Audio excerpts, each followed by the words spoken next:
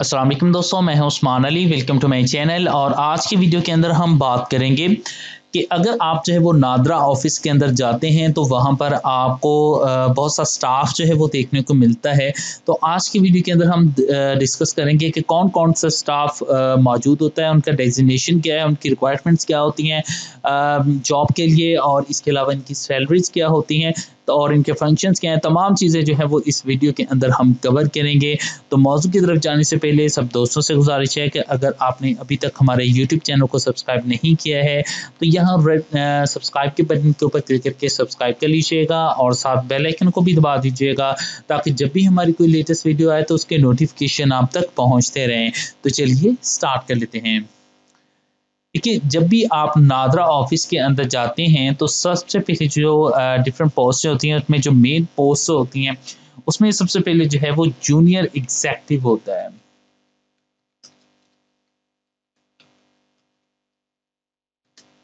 अब जो junior executive होता है इसका काम क्या होता है, जैसे ही आपको टोकन जो है वो मिल जाता है और सबसे पहले जिस कंप्यूटर ऑपरेटर के पास जिसका काम डाटा एंट्री होता है, आपकी तमाम चीज़ों को डाटे को इंटर करता है, आपकी पिक्चर्स बनाता है, तमाम चीज़ें प्रोसीजर्स को मुकम्मल करता है, वो जूनियर एग्जेक्टिव ही होता है। और इसका काम जो है वो आपकी जितनी भी मालूमात हैं उनका दर्ज करना, उनको जो है वो कंप्यूटर के अंदर जो है वो तहरीर करना, लगाना, ये तमाम चीज़ें जो है वो इसके ऊपर इनकी जो है वो मौजूद होती हैं। अगर इनकी हम बात करें कि इनकी क्वालिफ़िकेशन क्या होती है तो उसमें इनको जो है वो ग्रेजुएशन की जो है वो और जो है कंपल्सरी जो कंप्यूटर लिटरेचर है उसके अंदर भी जो है वो इनको रिक्वायर होती हैं। और इसके अलावा अगर इनकी जो टाइपिंग स्पीड है अगर 40 मिनट्स पर मिनट है तो उसको जो है वो तरजीह दी जाती है।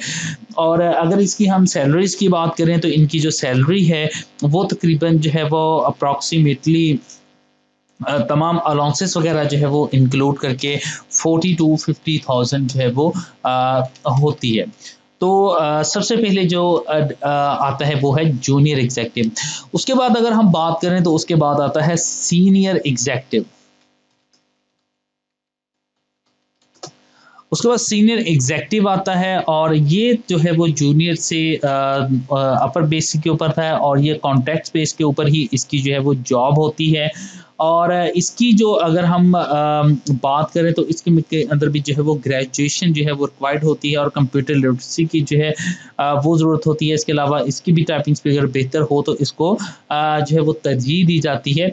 तो इसकी जो बेसिक जो सैलरी है और इसकी तमाम अलाउंसेस हैं अगर वो शामिल किए जाएँ तो इसकी सैलरी जो है वो तकरीबन 45,000 से लेकर और 55,000 तक जो है वो होती है। उसके बाद जी अगर हम थर्ड के ऊपर बात करें तो थर्ड के ऊपर जो पोस्ट आती है जो इससे अपर लेवल के ऊपर होती है वो है असिस्टेंट सुपरिटेंडेंट।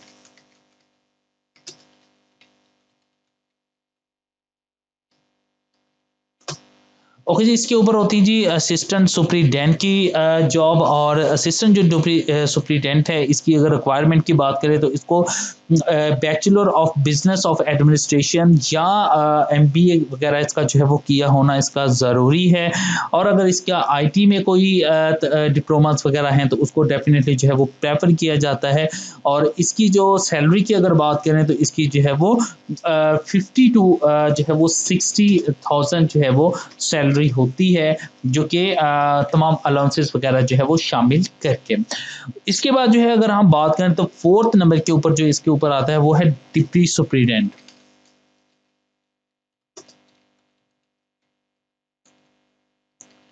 जो डिप्टी सुपरिटेंडेंट होता है से इसके अंदर अगर रिक्वायरमेंट की हम बात करें तो इसमें मास्टर इन बिजनेस एडमिनिस्ट्रेशन के अंदर इसको चाहिए होता है या बीए बीएससी जो कि एचईसी से कोई भी अप्रूव जो यूनिवर्सिटी है वहाँ से होना जो है वो उसका ज़रूरी है। या उसके लिए जो है 1 साल का एक्सपीरियंस जो है किसी मारूफ अदारे के अंदर उसका होना जो है वो ज़रूरी है। अगर इन बेसिस के ऊपर जो है अगर आईटी के अंदर है तो उसको भी जो है वो इसके अंदर प्रेफर किया जाता है। और इसके अंदर ये तमाम चीज़ें अगर हैं तो इसके लिए जो ये रिक्वायरमेंट के लिए इसके लिए जो है वो डिप्टी सुपरिटेंडेंट को जो है वो तैनात किया जाता है। और अगर इसकी सैलरी की हम बात करें डिप्टी सुपरिटेंडेंट की, तो जो डिप्टी सुपरिटेंडेंट है इसकी जो सैलरी है तो अप्रॉक्सीमेटली जो है वो 90,000 से लेकर जो है वो 1 लाख रुपए तक जो है वो होती है। तो ये बेसिक जो मेन जो किसी भी नादरा ऑफिस है उसके अंदर जो है वो ये डेजिग्नेशन होते हैं, ये तमाम लोग जो है वो अपना वर्क कर रहे होते हैं। और इसके अंदर जितने भी ये लोग हैं इन तमाम को जो है वो कॉन्ट्रैक्ट बेस के ऊपर जो है वो अपॉइंट किया जाता है। जूनियर जो एग्जेक्टिव है इसको जो है वो फर्स्ट ऑफ ऑल जो है वो 6 मंथ टू 1 साल के लिए जो है वो तैनात किया जाता है। और अगर जो है वो इसकी कारकर्दगी अच्छी हो तो इसको मजीद एक्सटेंशन जो है वो दी जाती है। इसी तरह से जो जूनियर एग्जेक्टिव है इसको भी 6 से 1 साल के लिए जो है वो रखा जाता है। और अगर इसके अंदर जो है वो किसी भी किस्म की कोई अगर इसकी बेहतर कारकर्दगी हो तो इसको जो है वो फर्दर जो है वो एक्सटेंड दी जाती है। इसी तरह से असिस्टेंट सुपरिटेंडेंट जो है इसको भी 6 से 1 साल के लिए रखा जाता है। और इसके अंदर भी अगर जो है वो इसकी परफॉर्मेंस अच्छी हो तो उसको भी जो है वो एक्सटेंड कर दिया जाता है। जो डिप्टी सुपरिटेंडेंट है इसको जो है वो फर्स्ट ऑफ ऑल जो है वो 6 से 1 साल के लिए रखा जाता है। अगर जो है वो इसकी कारकर्दगी अच्छी है तो इसको मजीद 3 साल के लिए एक्सटेंशन दे दी जाती है। और इसी तरह से इनका खुद का सिस्टम है जिसके अंदर जो है वो तमाम जितने भी लोग हैं उनकी जितनी भी कारकर्दगी है उनको मॉनिटर किया जाता है। अगर इनकी कारकर्दगी बेहतर है तो इनको मजीद जो है वो एक्सटेंशन दे दी जाती है। आई होप जो है ये वीडियो आपको पसंद आई होगी। पसंद आई इसको लाइक कीजिएगा, दोस्तों तक शेयर कीजिएगा। Thank for watching and please subscribe my YouTube.